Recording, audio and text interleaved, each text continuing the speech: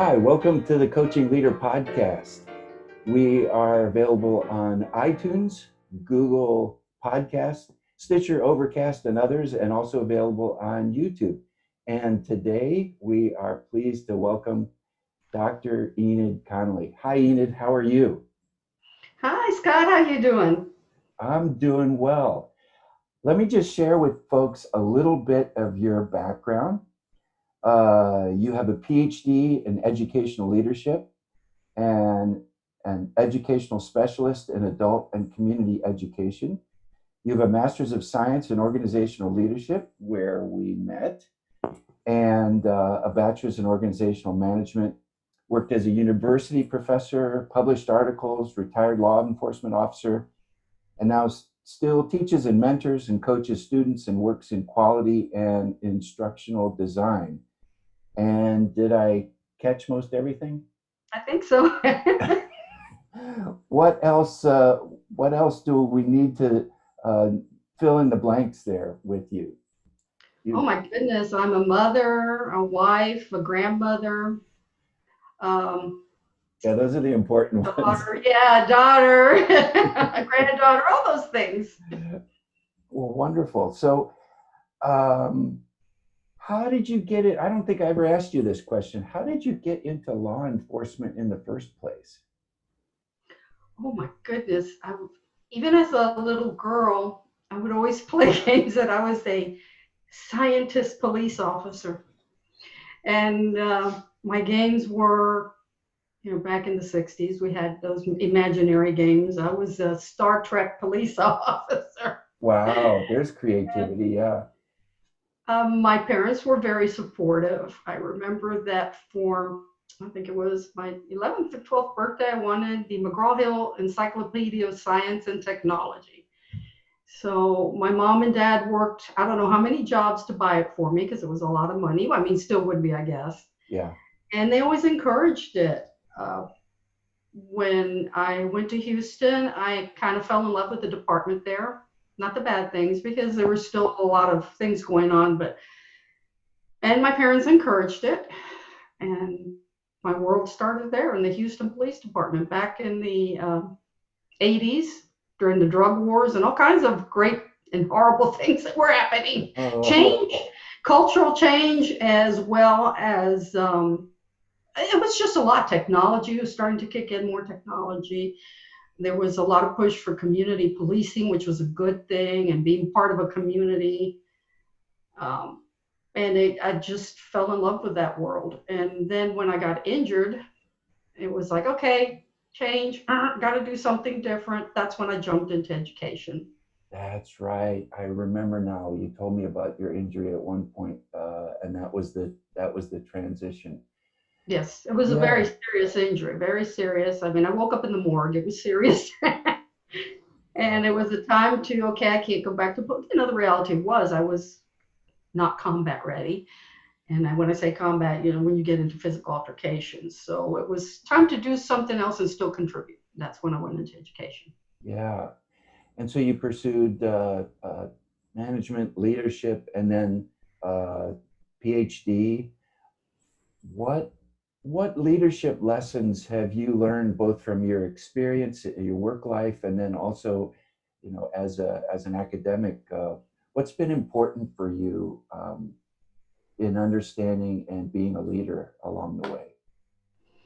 I think the most important is being fluid, because I'm an avid believer in social justice and, morality and ethics, and being fluid, and not everything that you see is the way it is, and you have to question things. Um, Trying to understand others. And when I say others, I am not in any way, shape, or mean, and this is the police officer coming at me, condoning any kind of crime. Sure. Not even close. But there are situations that we have to understand that just because someone is different doesn't make them a criminal. Again, not having to do with criminal behavior, because some of the things that we're seeing now, and just because someone is different, they're automatically treated different. So you have to be self-aware of your own assumptions. Absolutely. And And your bias. yeah, that's tough sometimes because it's often a blind spot, isn't it? I guess for some people, but if you constantly question it, you start realizing it. One of my favorite words is conscious racism, where people just accept the norm. It is what it is, and they don't question it. Yeah, yeah. So having a mindset of self-examination and questioning your assumptions rather than just following that inference pyramid and confirming your own bias kind of thing. Is that what you're talking about? Absolutely. Absolutely. Making excuses for your own biases. And like you said, confirming it. It takes a lot of work, but at the end of the day, at least for me, because like social justice, doing the right thing, being a humanitarian is a big deal. Mm-hmm. Um, if I'm wrong, I deal with it and I fix it. And if I'm right, well, okay, good. Learning lesson. Yeah, and that takes some courage to kind of live with your, or not live with, but admit that you're not wonderful yet, but you're still a work in progress, and but you can learn from it and you can change. Absolutely. Mm-hmm. Absolutely. It's I believe in constant change and being fluid. And a lot of people don't understand that because the reality of it is change is the only constant. Boy, isn't that true? Yeah, you use that word fluid, and that I wasn't quite following you with that word. Anything else with that word you could help us? What exactly do you mean by fluid? Just the idea of change, or is there something Yeah, more? it's the idea of change and questioning things. Why would a certain group of people, be upset when they see you? Well, and I could, even as a woman of color, as a Native American woman, when I had the uniform, there's still people who would freeze. And then I would start dialogue, whatever the incident would have to be, and it would make, de-escalate a situation or make it easier when they realized I'm not here to make it worse. I'm here because you called and you need help. I want to help. I don't want to make things worse. Yeah, so you had to deal with their assumptions about you and but also being aware of your assumptions about them. Yes, I mean, you have to be, and then again, we're going into that law enforcement. You always have to be conscious because nobody calls you because they're having a good time. You're called because something horrific has happened or is happening or is about to happening. There's just every and when I say fluid too, I think back why I did so well in that job. I was okay with not knowing what's going to happen. Uh-huh, uh-huh. Because I'm okay. Yeah. people like predictability, but Yes. Yes, you they do. were you were the exception, and that gave you that ability in those situations. Yes. And I'm okay with ambiguity. It is what it is. I can't predict the future. It's whatever is going to happen is going to happen. You go in, of course, prepared. Blah blah blah blah. And when you're looking at leadership, no matter what you're doing, I know change is uncomfortable, but it's constant. It's not going to make things easier. I mean, a year ago today, we were not expecting a pandemic. No. And now our lives have completely changed from covering our faces, washing up consistently, doing the right thing, not just for us, but for others. As a That's grandmother, I can tell you I'm desperate to hang out with my grandkids, and I have to question, is my decision good? Am I going to make things worse? As you know, my oldest daughter is a corrections officer. She is exposed to COVID and everything else on a daily basis. And she has to do a job and still, like she says, I have to think about it, Mom, as I'm going home. Am I going to infect my family? sure, sure. And she does it, takes all kinds of precautions, but all those things that are going on. And thank goodness she learned. And you know my children. Emma was always the thinker of the group. And it's very interesting things, the way her mind works. And she's constantly questioning things. And she's smart enough to talk to others about it. So Yeah, a wonderful leadership lesson. I wonder who she learned that from.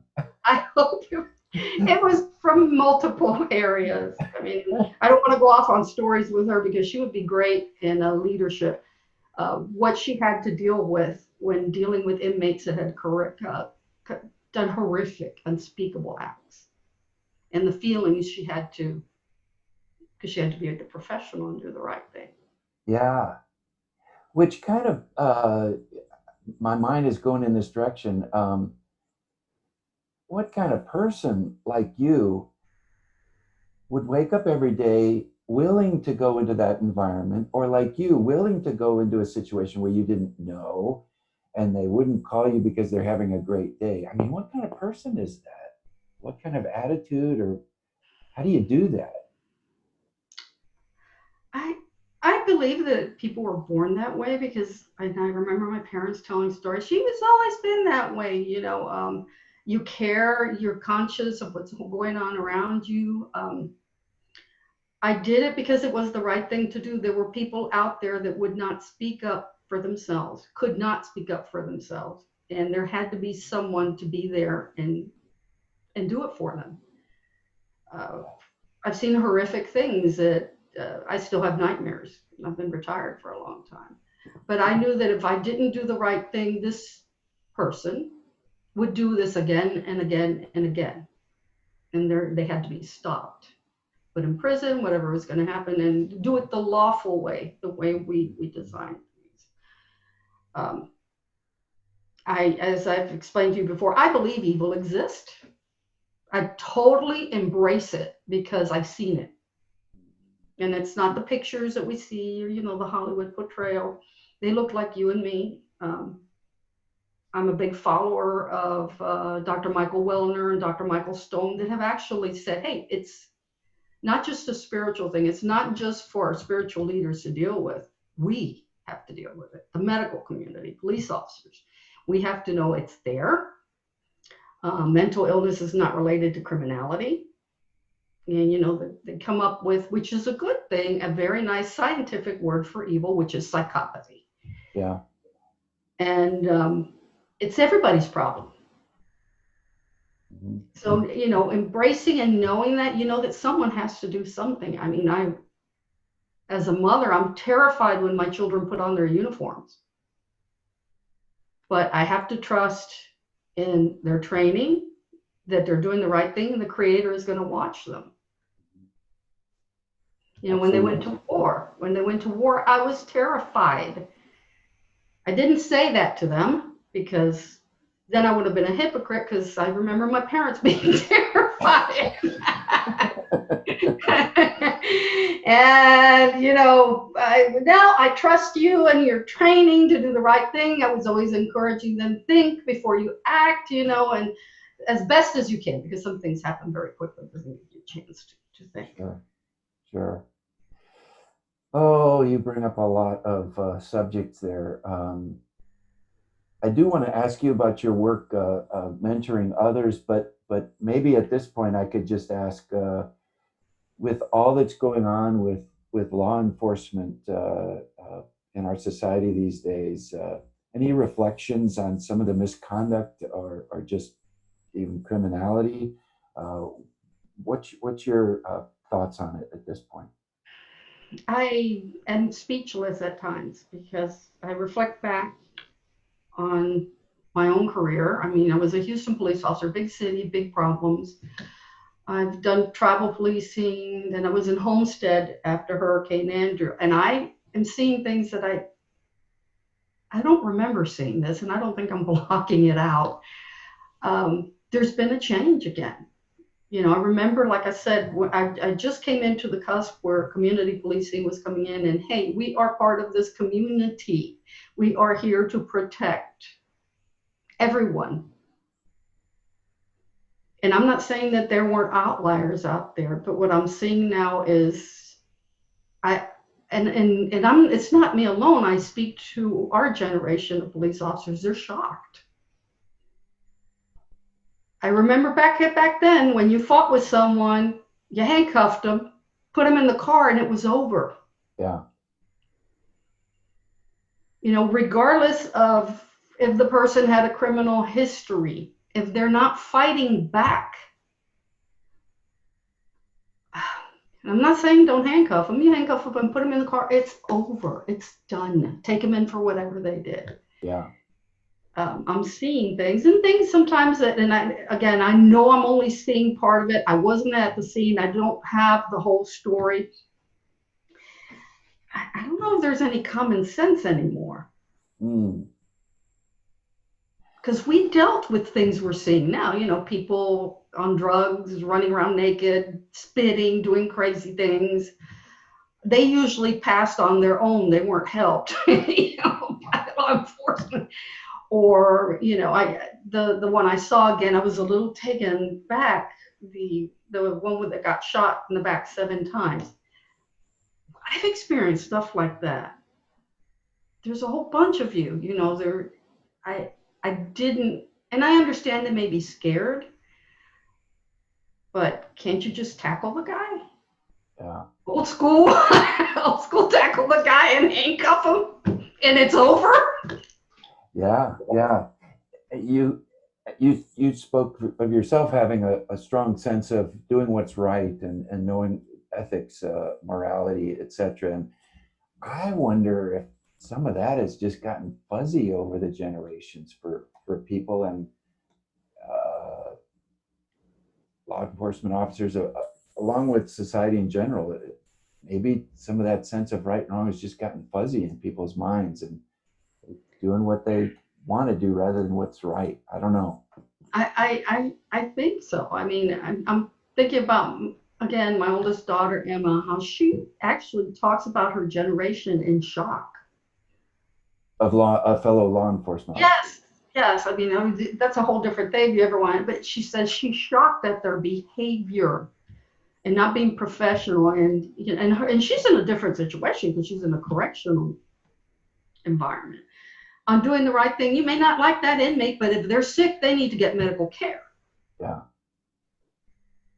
It is what it is, because if you don't, that spreads, blah blah blah blah. The whole issue that goes with it, the morality. You may not care for what they did or why they're in there, but you still do the right thing. Mm-hmm. The humanity of taking care of a fellow human being and doing the right thing. Well, speaking of doing the right thing, you're doing a lot of the right thing in helping students. So, as you approach that task of mentoring students and coaching them, what kind of mindsets or skill sets do you bring to that task that would be important to highlight for us today? I work right now. I just work with doctoral students who are either on their dissertation or on their EDD for a capstone. And one of the main things I bring in is be open-minded, be fluid. Things are not linear. There's multiple things that bring a student to a certain, especially when they're doing their research. And I've got amazing students. I have one that actually finished her capstone yesterday. We were going to celebrate Zoom. We're going to pick a day and celebrate Zoom. And she is Army.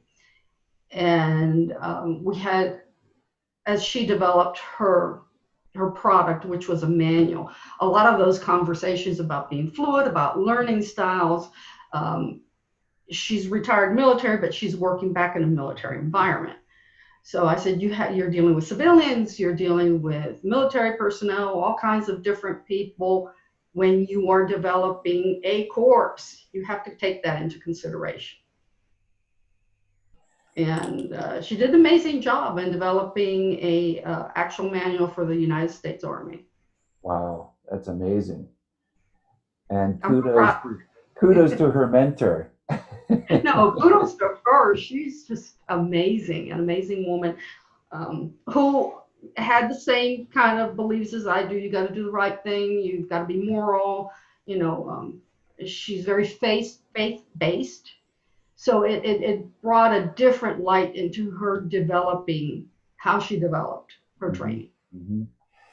Well, and what I hear you saying is the and that you were raising for her was once again this idea of self leadership, being self aware, uh, being fluid, thinking.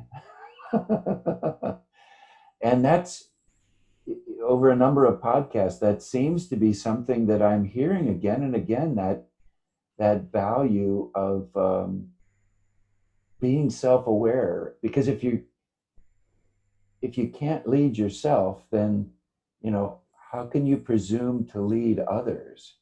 Absolutely. You know, so as a coach, I ask sometimes ask the question, you know, would you follow you?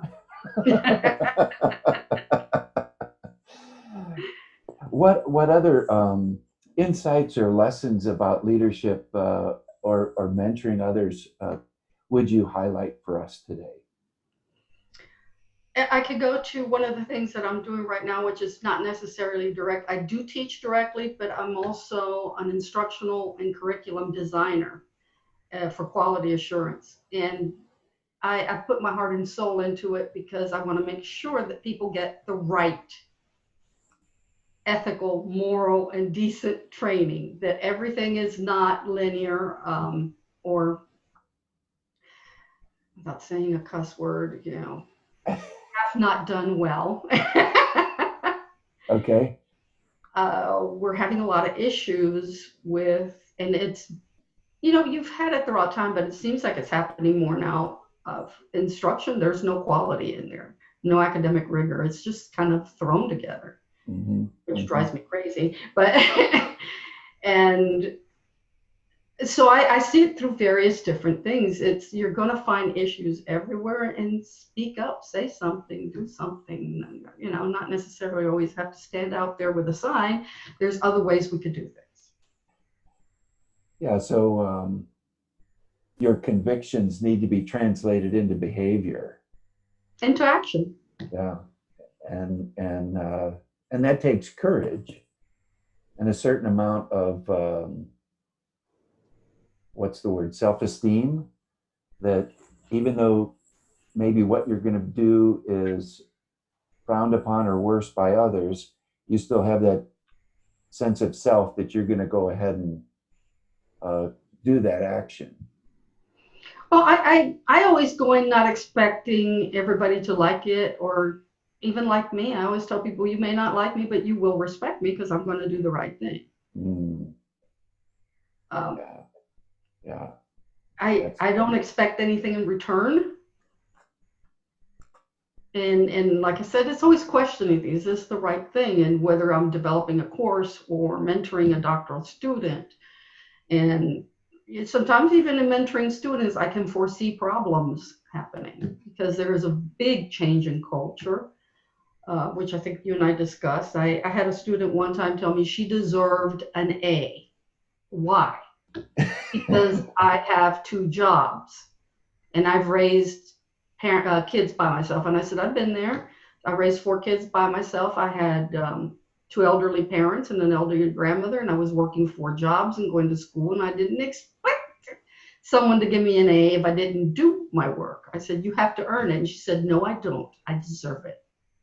So it's a wow. different culture now when you're dealing with a certain age group. They demand a grade whether they earned it or not. So it's no, no, no, no, no. You have to work for it.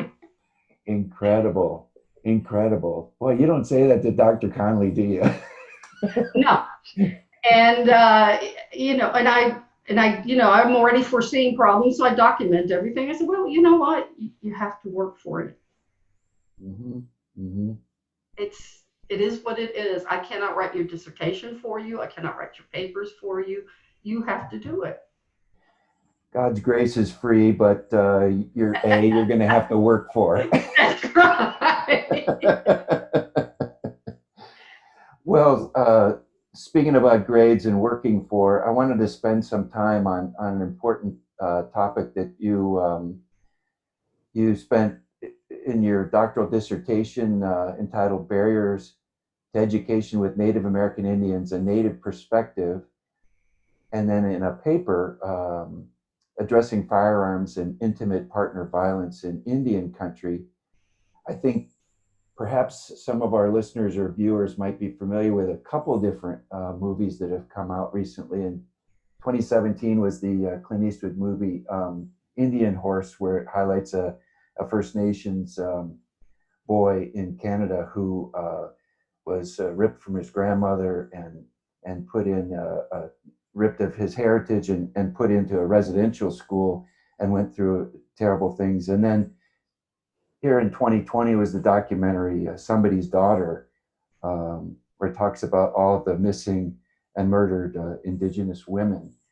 And in your paper, you say, just let me share this quote: "Perhaps one of the greatest barriers to addressing any challenge in Indian country is the American public's lack of knowledge of Native Americans, their cultures, and the laws surrounding their protection. This lack of knowledge extends to state and federal policymakers, judges, law clerks, law schools, educators, philanthropy, media, entertainment, pop culture, religion, and beyond." I know it's a short podcast, but can you just share with us some information so that we could gain some of that knowledge that we lack? What can you So share with us? I don't know if I can do it in a short podcast, but I can highlight. I think one of the biggest challenges we deal with first is that one of the most insidious forms of racism is just ignoring a group Oh, and not trying to understand them, or seeing things from a different perspective. And that does happen to other groups, Native Americans, even the Black African Americans, Asians, just different groups. And Native Americans throughout history have had to deal with multitude of things. Having people come in and taking their land, disease, what has appeared to be friendly people who were actually had other motives, and on and on and on, including education. People really don't know anything about Native Americans other than what they watch on TV or what they read about. And usually that didn't come from a Native perspective. They don't understand the vast diversity of Native Americans from all the way from Canada all the way down to the southernmost point of South America. People don't even know that we're all the same people.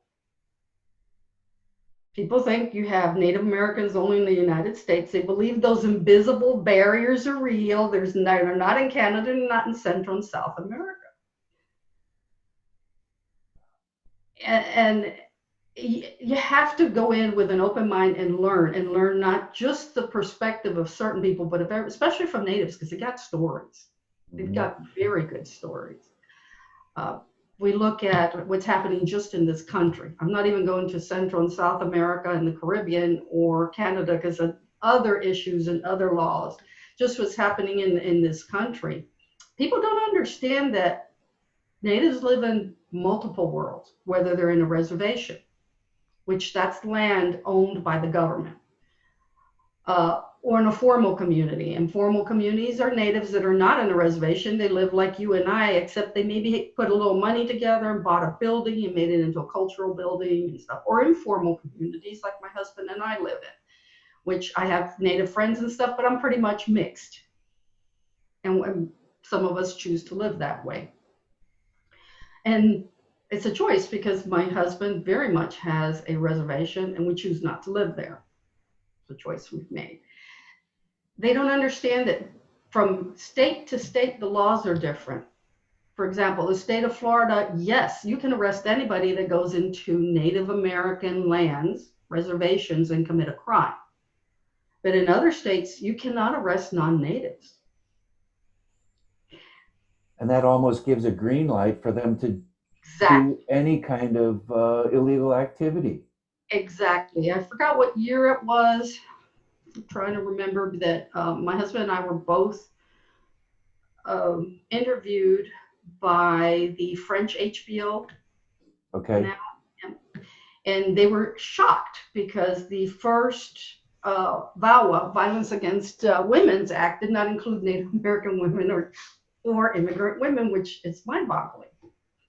And they actually went around, and this wasn't shown in the United States, which makes it more interesting. It was shown in France, talking to non-natives that openly said, oh yeah, I live by the reservation because I can go in, rape anybody I want to, and come out and they can't do anything about It's so far beyond even imagining. it. It is. And as a law enforcement officer or retired, it makes my head go because, I'm from you did it. I don't care who you are. You're going to jail. Yeah. And when I have spoken to other law enforcement officers that don't even know what goes on in Indian country, either they can't even, their jaw drops and they're speechless. Mm-hmm. So it varies within each state. California is an alternative universe because it's beyond, you can't arrest non-native. It's almost like, well, the sheriff can come into native territory and arrest your police officers. I mean, it's like, what is...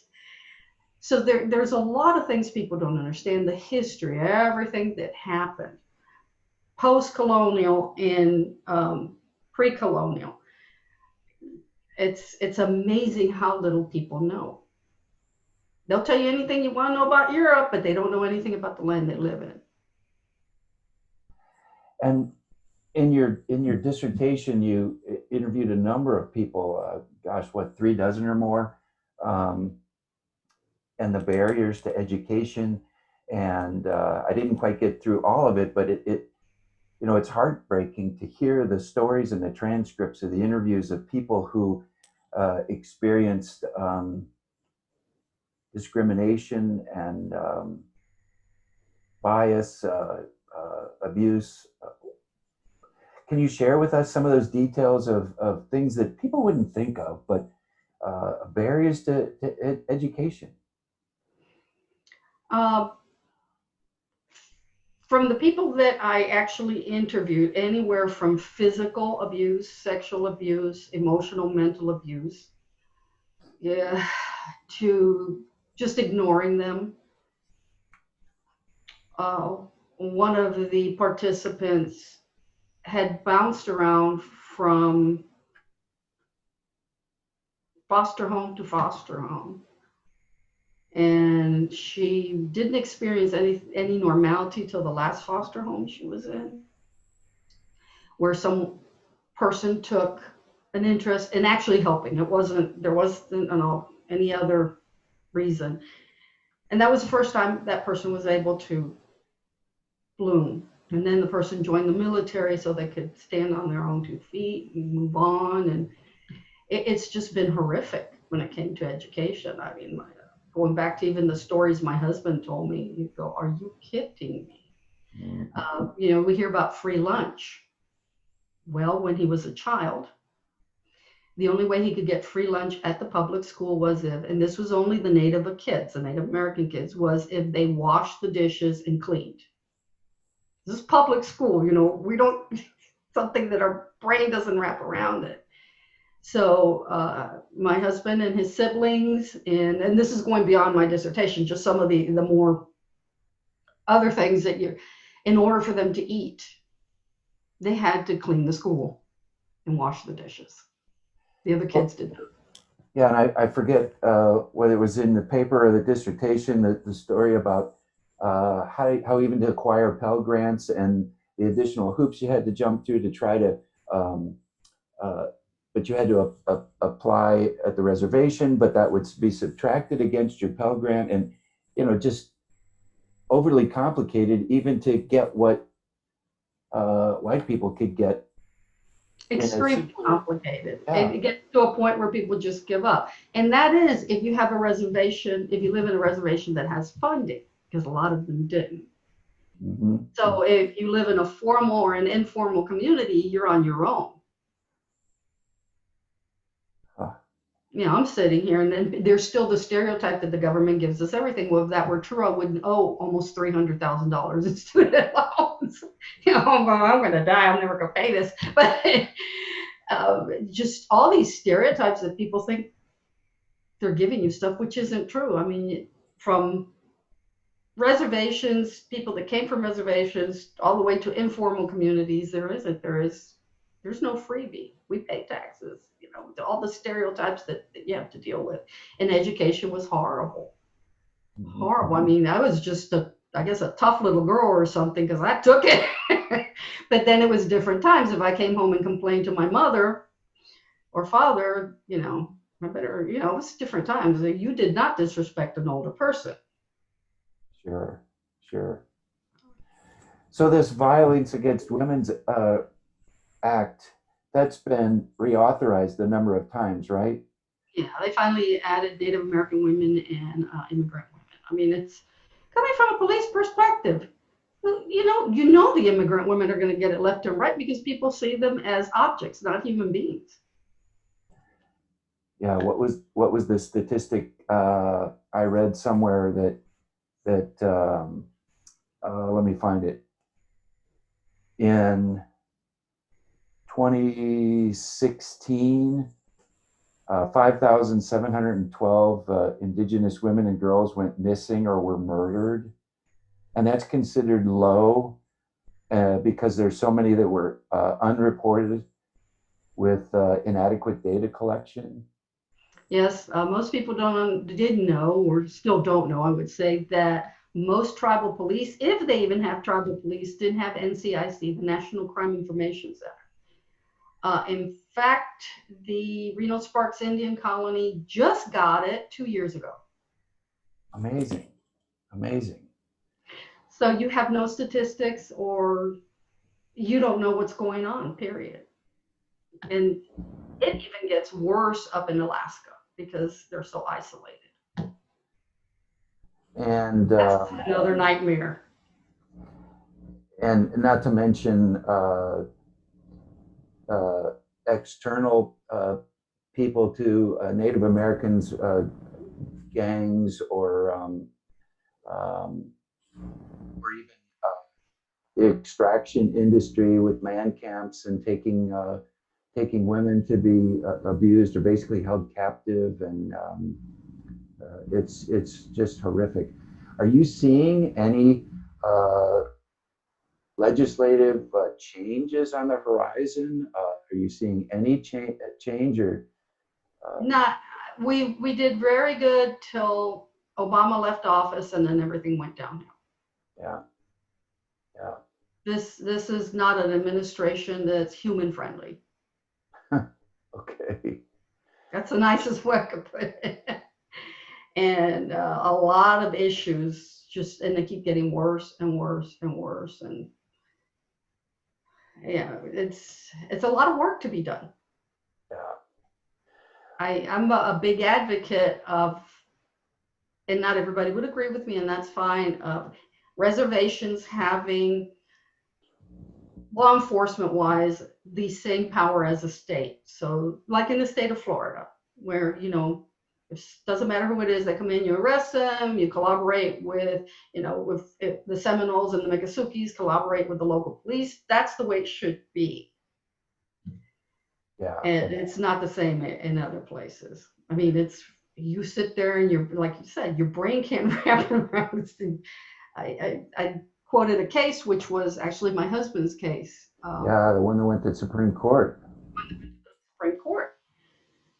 This man was a Native American from California, came into another Native American community. Mr. Duro came in and shot a kid. And because the way the laws are, they said, well, you can't arrest me because I'm not from that community. And this wasn't even outsider, this was another Native. They knew how to play the system. He walked, murdered a kid and walked. And this guy had a long history of violence and crime. So he went to California and killed somebody else. It should have been stopped a long time ago. So people don't understand the disparity in the laws, uh, even in the educational system, which we touched on and some of this stuff. There is a lot that they don't know, including the history. So what's getting in the way? Just simple awareness of the problem in the general public, or is there a political or, I don't know what you call it, an old boys network that wants to keep it the same, or, what's really getting in the way of positive change? Multiple things. Most people, like people you probably know, decent, good, human, caring beings, don't know. We need to change our educational system to include other groups and their history. And it's not a matter of agreeing or disagreeing. Understand it from their eyes and their perspective. Yeah, yeah. With That's telling it. yes. And let the people tell it from their voice so you could get a different perspective. Mm-hmm. You have political groups, and it's not just Native, it's going to be anybody inclusive, but that want to keep people slaves is the only thing I can think of, and living under those conditions. I was, this is in our country. I was looking at the condition, and I'm using Native Americans as an example. It doesn't mean that other groups are not going through this. An elder couple in Navajo land were living in a broken down trailer. They had nothing. Nobody was helping them. Now with the COVID, and I mean holes in the trailer in the middle of nowhere, nothing. Most people do not understand how some natives live until you travel and see. Mm. I remember I was in northern Arizona, and the Navajo Nation is split in on the four corners into 4 areas. And the children would travel to go to school 2 hours every day and 2 hours to come home. How do you expect anybody to learn? And I'm talking about like a bus that's falling apart. They had to be standing at the bus stop at 4 a.m. and get home at 8 o'clock at night.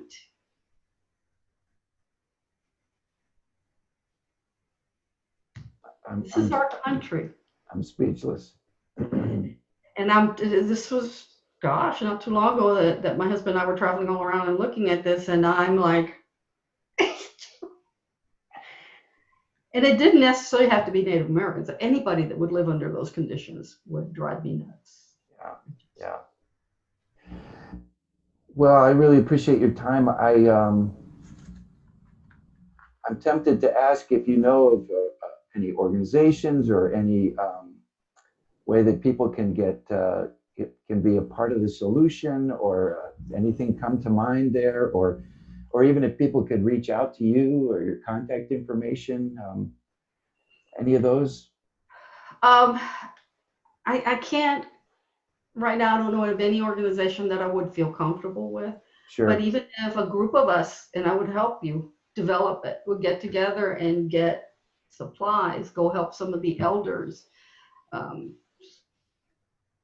And I know us doing it, where we're in control, the money isn't going to disappear, or the supplies. I would be more than happy to help. I mean, I could send you the video on that elderly couple. I do believe they got help already. But they were both disabled, elderly, and if you see the conditions, and a friend of mine wrote me back and said, it drives me crazy that this is happening under our own nose. I said, yeah. Yeah. Well, thank you so much for the time today. I really appreciate you sharing this from the richness of your information and experience for people who might not be aware, in addition to the leadership lessons that you pass on. Thank you so much. Thank you, and God bless. And I hope everybody enjoyed this. Okay. Well, thank you, Enid, for joining us today and allowing us to sit at your feet and learn not only from your experience and wisdom as a law enforcement officer and as an educator and as a mentor, but also as a Native American. There certainly is a lot for those of us who are not Native American. There's a lot for us to learn, and you've really helped us today. Well, this podcast is available on iTunes, Overcast, Stitcher, Google Play, Amazon Music Podcasts, and we offer leadership coaching for individuals and organizations, team coaching and coaching for discipleship, and training for all the above. If you'd like more information, you can connect with us at scottgress.com and our email scottgress@me.com. So thanks for listening, and God bless your leadership and coaching, and we'll look for you next time on The Coaching Leader.